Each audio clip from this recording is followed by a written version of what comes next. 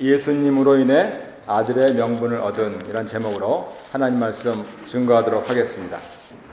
혹시 열등감이 있지는 않으신지요? 얼굴이 못났다, 체형이 안 받쳐준다, 학교를 오래 못 다녔다, 돈이 없다, 말도 잘 못한다, 글도 잘 못 쓴다, 왜 사는지 잘 모르겠다 등등 생각하며 말입니다.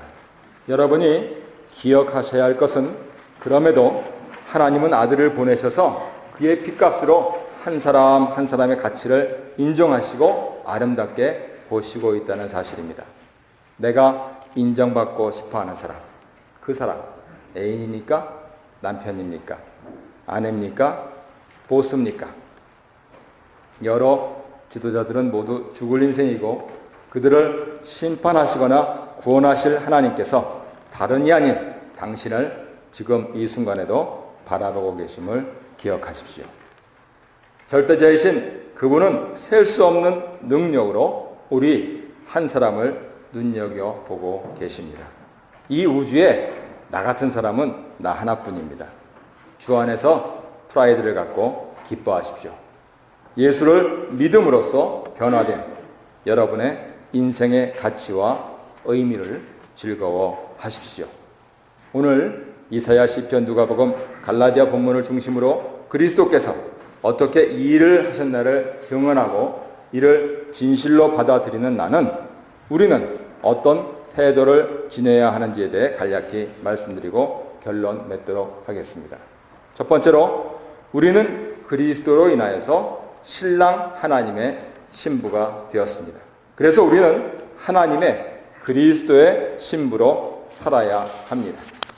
이전에 버려진 황무지에서 장미꽃이 피는 원어로 뷸라 그러는데요. 혼인한 여인이 되었습니다. 그래서 우리는 찬양 드립니다. 신부가 신랑의 사랑만 사모하듯 그렇게 하나님께만 집중합니다. 그 외의 것은 모두 그 사랑을 위한 부수물입니다. 하늘 위의 모든 것, 땅 위의 모든 생명, 사람에게는 두려움의 대상이었던 것들 모두 하나님의 다스림 아래 있기에 하나님을 찬양합니다. 시편 기자는 이렇게 노래합니다. 그가 그의 백성의 뿔을 높이셨으니 그는 모든 성도 곧 그를 가까이 하는 백성 이스라엘 자손의 찬양 받을 이시로다. 할렐루야. 신랑 되신 하나님께 찬양할 수밖에 없는 것은 신랑께서 신부된 교회를 이루는 각 가정의 뿔을 높이시기 때문입니다. 하나님께서 그동안 무소속으로 전전하던 우리 교회를 노회에 소속되게 하시고 목사와 장로를 정노회원이 되게 하셨습니다. 지난 15년 동안 항상 그러셨듯 범사에 형통하되 오직 말씀으로 기쁜 일에 찬양 감사하고 슬픈 일에 기도하게 하십니다. 잘한 것이 있다면 더욱 매진하게 하시고 잘못된 일은 반드시 바로 잡으십니다.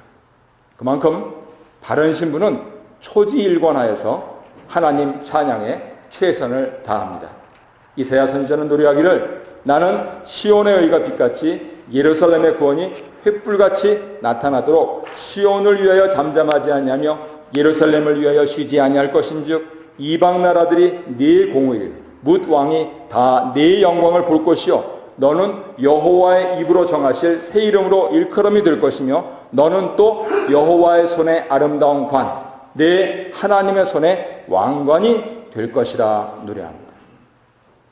여호와 하나님 손에 왕관이 되어 잠잠하지 아니하며 쉬지 않는다 하였습니다. 뭘 쉬지 않습니까? 찬양과 감사와 기도를. 무엇을 위해서요? 시온과 예루살렘을 위해서입니다. 우리가 바로 그 교회가 되려면 직분자들이 이 점을 실천해야 합니다. 올해 마지막 예배고 또 중직 두 분이 유고되셔서 감사와 더불어서 앞으로 이런 마음 자세로 하자는 주제에서 당부의 말씀도 드리겠습니다. 먼저 올해도 우리 교회를 사랑하신 성도님 한 분 한 분께 감사드립니다. 하지만 직분자들에게는 아쉬움이 남습니다. 사랑하는 직분자 여러분, 하나님의 신부된 것도 감사한데 직분자 삼으셔서 주의 몸된 교회를 더 열심히 섬기게 하시니 정말 감사하다. 그래서 나의 최선을 다해 나의 생을 드린다 하는 그러한 태도를 아직 견지하고 계십니까? 적어도 임직식할 때 초발심을 아직 기억하고 계십니까? 그러면 교회가 삽니다.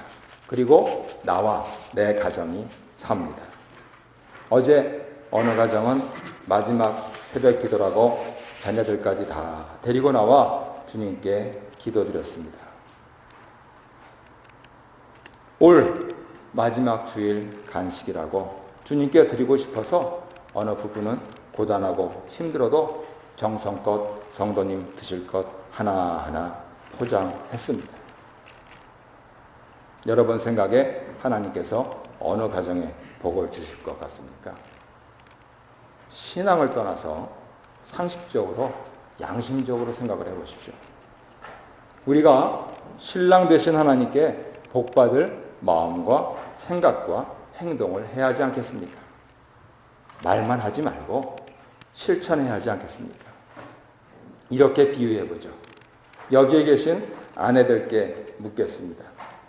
여러분의 마음을 차지해서 여러분의 몸을 들였던 그 사내다운 사람은 간대없고 난닝구에 똥 빼드러내고 벅벅 긁으면서 이 바쁜 연말에 왜 밥 안 주냐고 타박만 하면 정이 갑니까? 아내들도 웃지 마십시오. 반대도 마찬가지예요.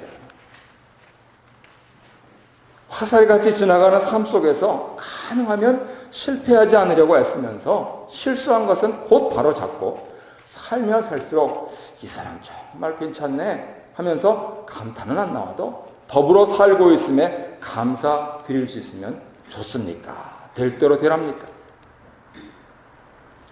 하나님과의 관계에서도 마찬가지입니다.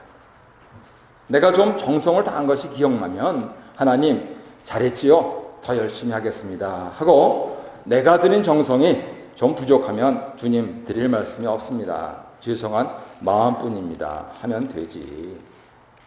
매일도 아닌 일주일에 한 번 드리는 새벽 기도도 안 나오고 주일날 예배에 와서 30초 기도하면서 이것 해주세요. 저건 왜 아직 안 됩니까? 하면 목사야 웃는 얼굴로 그래도 괜찮다고 위로할 수밖에 없지만 하나님께서 정이 가시겠습니까? 직분자 여러분의 두 어깨에 여러분의 가정과 교회의 미래가 달려있다 간주하시고 한번 양심의 손을 얹고 생각해 보십시오. 그래서 이사야 선지는 이렇게 생각해 보라고 합니다. 땅이 싹을 내며 동산이 거기 뿌린 것을 음돋게 함같이 주 여호와께서 공의와 찬송을 모든 나라 앞에 솟아나게 하시리라. 우리 교회에서 즐겨 쓰는 아리스토텔레스 논리학으로 정돈하면은 공의와 찬송이 모든 나라 앞에서 솟아나지 않으면 과연 땅에 씨를 뿌렸는지 그것의 싹이 나기까지 우미 돋기까지 정성을 다했는지 생각해 보라는 뜻입니다. 사도 바울 말씀대로 잘하게 하시는 분은 하나님이시니 우리는 우리의 정성을 다해야 합니다. 교회와 가정을 위해서 더 이상 나태해지면 안 됩니다. 2015년에는 특히 직분자들이 새 마음을 가지셔서 좋은 교회로 섬기시고 개인과 가정이 복 많이 받으셨으면 좋겠습니다. 물질로 풍성해지시고요. 인격으로 저명한 분들이 두각을 나타내시고요. 신앙에 있어서 모범이 되는 성각들이 보여주시기를 예수님 이름으로 축복합니다. 이러한 직분자들을 모시고 성도님들이 따라 사셔서 모두가 풍성한 복을 받아 누리시기 바랍니다. 그러니 올해 마지막 새벽 기도는 놓쳤어도 송구영신 예배 때는 정성껏 준비한 봉헌금 손에 들린 자녀들 모두 데리고 나와서 예수님 이름으로 당회원들부터 축복기도 받으셔야 되지 않겠습니까? 꼭 나오시기 바랍니다. 우리 자녀들이 부모님 발 씻어드리고 또 그 자녀들 당회원들이 머리에 손 얹고 축복하는 귀한 시간 갖도록 하겠습니다. 두 번째로 예수님께서 여자에게서 율법 아래 가난하게 그 입에 풀칠하기 힘들었던 마리아와 요셉이 드린 제물은요, 제일 가난한 부모들이 드리는 것이었습니다. 예수님께서 가난하게 나신 것은 율법의 저주와 정죄 아래에 있는 죄인들을 속량하시고 하나님 자녀 되게 하시기 위함이었습니다. 그래서 친히 모세법을 따르셨고 고령의 두 증인의 증언을 받으셨습니다. 할례 받으러 오신 예수님을 환영하는 영예를 누리신 고령자 가운데 한 분은 시므온으로 이스라엘의 진정한 위로를 기다리시던 분이었습니다. 그는 성령의 인도하심으로 천국 가기 전에 반드시 성육신하신 그리스도를 보리라는 약속을 받아서 사람의 손으로 지은 성전으로 들어갈 때를 명 받으셔서 사람의 손으로 짓지 아니한 성전을 지으러 오신 예수님을 끝내 만났습니다. 성령의 충만한 시므온은 아기 예수님을 안고 천지의 주제이신 하나님께 찬양 고백하고 마리아와 요셉에게 마음 준비를 단단히 하도록 당부했습니다. 그토록 고대하던 진정한 메시아이신 이 아기는 유대인을 넘어서 만민의 구세주이시고 이 구주를 알게 되는 자는 진정한 위로, 평안, 노임과 자유를 얻게 되고 예수님은 진정한 이스라엘의 영광이시고 이방의 빛이시고 만민의 왕이시지만은 동시에 자기를 배척한 땅에서는 비방을 받는 표적으로서 배척, 배반, 고통, 고난의 생애를 사실 것이다. 그럼에도 인생의 종국에는 한 사람도 예외 없이 그분을 대하는 태도에 따라 구원과 심판이 결정된다 하는 그 추상과 같은 말씀을 해 주신 겁니다. 다른 한 분은 안나 여선지로 성전을 떠나지 아니하고 주야로 금식하며 기도하면서 섬기던 분이었습니다. 그녀는 마침 이때 38절에 있지 않습니까? 언제입니까? 때가 차서 하나님께서 약속대로 그 아들을 보내셔서 사람의 아들로 나게 하시고 법대로 정결 예식의 날이 차서 그의 부모가 선조들 신앙을 따라 예루살렘에 올라간 때입니다. 그리고 그녀는 마침 이때 자신처럼 예루살렘의 성령을 바라는 모든 사람들에게 예수님을 전합니다. 그 만남은 결코 우연이 아닌 하나님의 인도하심이었습니다. 84년에 이르는 기구한 과부 인생이 아니라 오직 한 소망으로 기다린 여선지의 삶이었습니다. 우리가 교회 전통을 무시하면 안 됩니다.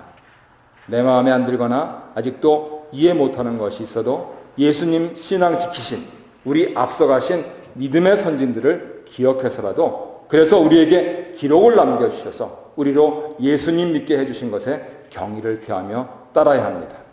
우리 주님 역시 그렇게 지상생애 동안에 말씀 따라 전통 따라 철저히 단정하고 고요하게 절제되고 즐겁게 사셨다고 누가복음은 기록합니다.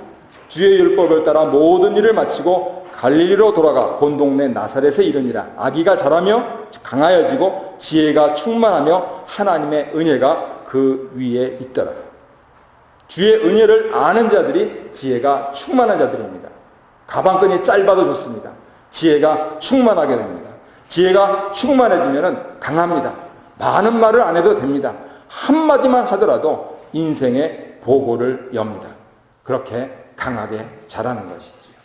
하나님 말씀대로 심지어 하나님 아들이시라도 에스라 제사장을 통해 기록된 성경을 외우시고 우리 주님은 율법대로 사셨던 것이죠. 우리가 예수님을 제대로 믿으려면 전통으로 내려오는 모든 선한 일들에 빠짐없이 모든 일에 참여해야 합니다. 히브리서는 이를 기억하지 못하고 자칫 배도나 배교에 빠지게 되면 우리 구원은 마치 출애굽해서라도 얼마나 대단합니까? 홍해 갈라지는 것.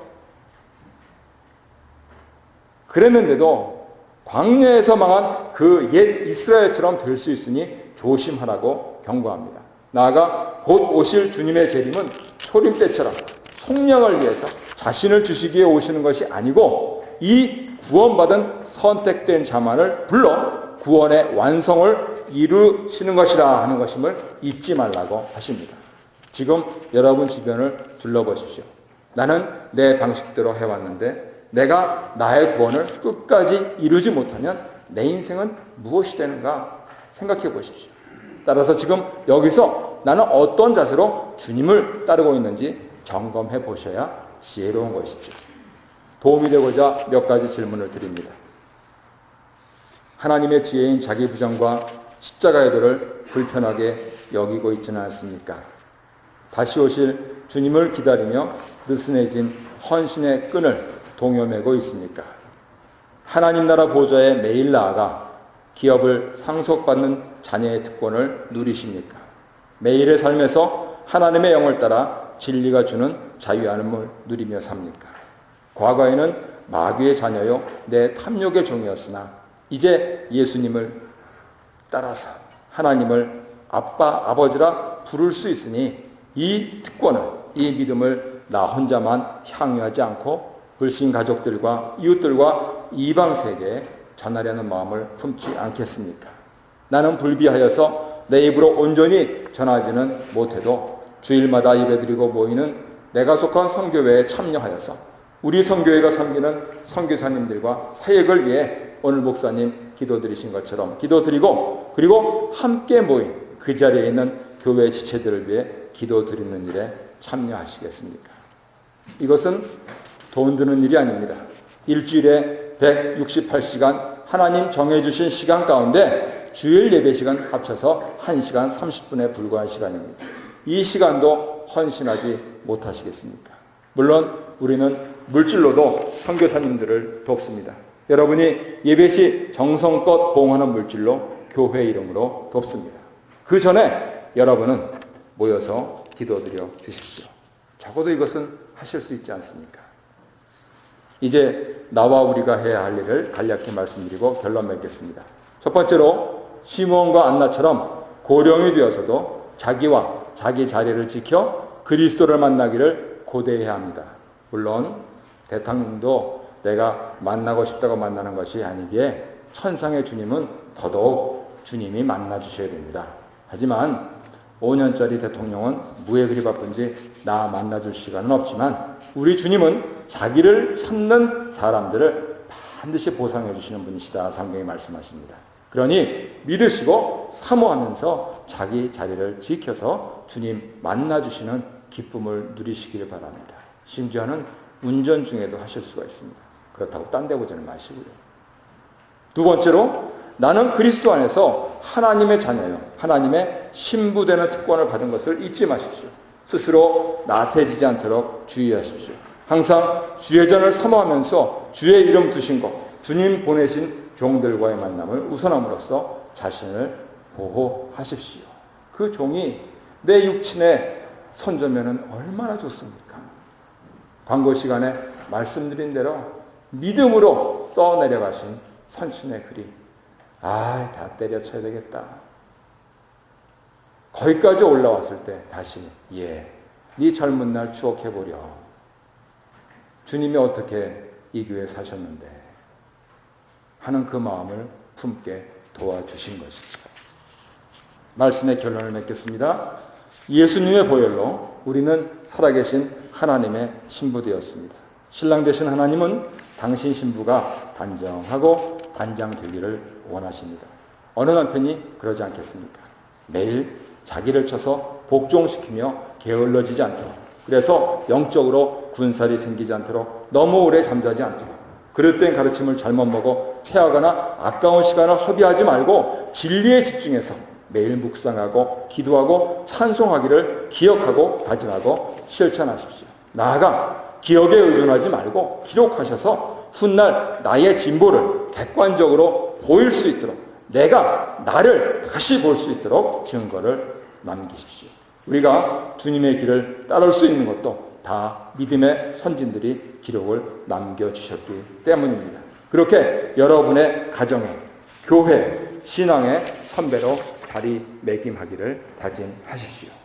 2014년을 이렇게 사셨으면, 혹은 못 사셨으면 이제 올해 남은 마지막 예배, 성구영신 예배에 자녀들과 더불어 나오셔서 감사하시거나 혹은 회개하시고, 을미년 새해에는 신앙생활에 더욱 가멸차게 매진하여서 가정과 사업과 교회가 나 때문에라도 복받게 하겠다 다짐하시는 성령님 인도하시는 복된 시간 가지시기를 바랍니다. 다 함께 기도드리겠습니다. 주님 감사드립니다. 부족하고 연약해 보이는 저를 주님의 신부 삼으시고 가정에서 교회로 불러주시니 감사합니다. 그리 오래되지도 않았는데 마치 오래된 양 착각하여 나태해진 자신을 고백합니다. 용서하여 주세요. 신랑 되신 하나님께 예쁘게 보이고 싶습니다. 나를 위해 피 흘려주신 예수님께 기쁨이 되고 싶습니다. 올해는 이것은 잘했고 저것은 잘못했으니 내년에는 모든 것을 생각할 때 주님 잘했지요? 기도드릴 수 있도록 최선을 다하겠습니다. 그리고 내 가정 식구들, 교회 식구들을 주님 대하듯 정성을 다해 섬기겠습니다. 주님 그렇게 될 수 있도록 축복해 주세요. 예수님의 이름으로 기도드립니다. 아멘.